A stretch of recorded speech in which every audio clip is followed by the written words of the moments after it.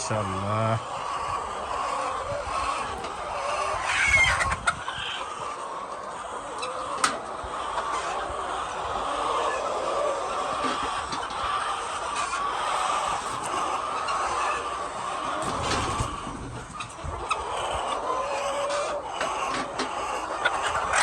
ਆਏ ਕਪੜਾ ਕੰਬਲ ਕੁਕੜੀ ਹੋ ਜਾਣਾ ਮੇਰੇ ਤੇ ਨਾ ਚਾਲੀ ਆਣਾ ਹੈ।